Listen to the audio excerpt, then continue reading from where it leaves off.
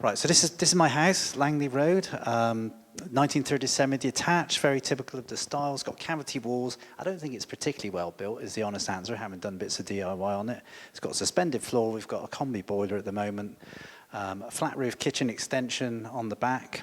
And this photo is from Google Drive Pass, much to my wife's annoyance, as she was gardening in the front at the time. And it was when we moved in 2006. It was EPC D. Some of the ones in the house are E, so not particularly. Am I on the right laptop? It's this one, isn't it? Spacebar. Aha, very good.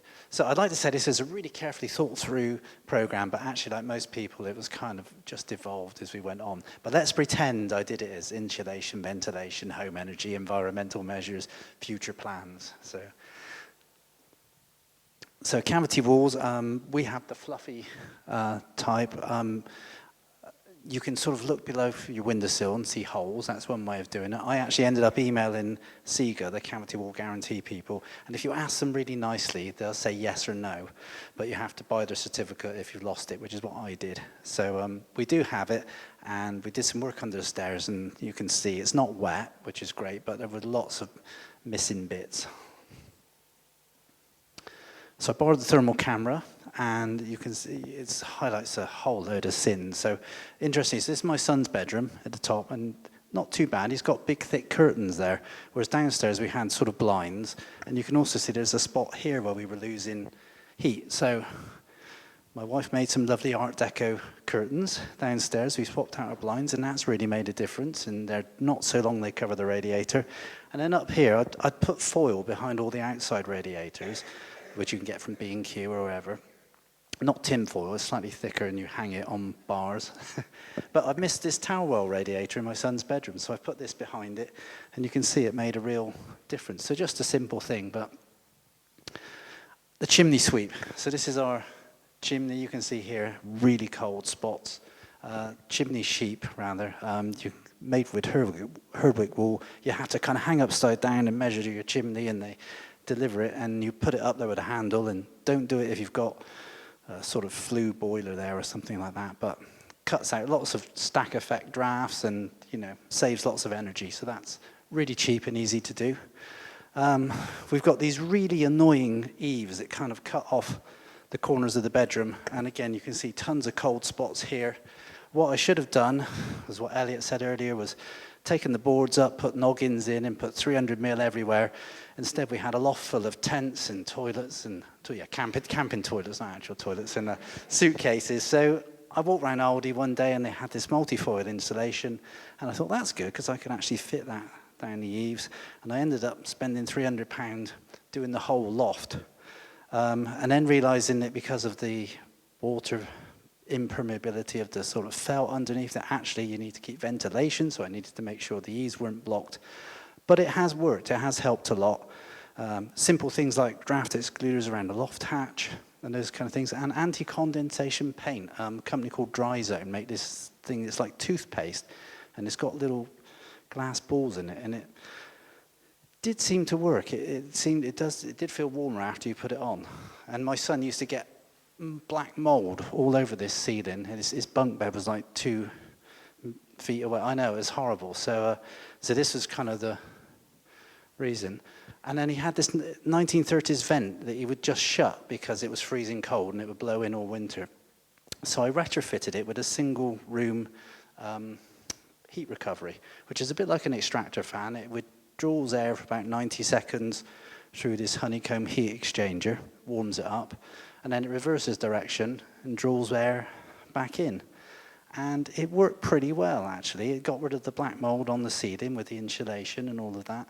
The air quality feels a lot better, and you can imagine what a teenager's bedroom's like. So, so that was a big success.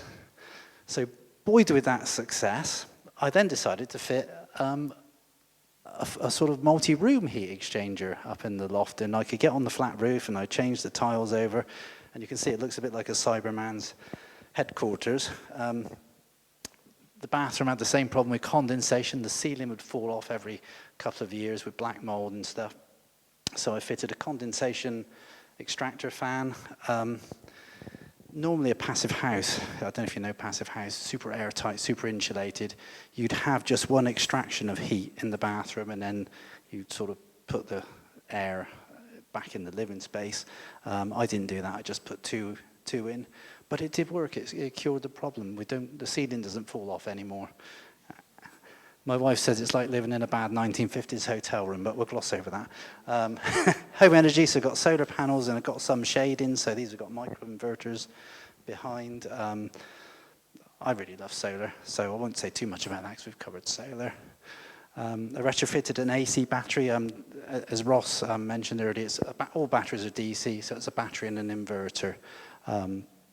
And, you know, there are debates about the green side of it. I did work out the carbon payback, and it came back quite better than the financial one, but whether I took all the factors into account is another thing, but that works pretty well.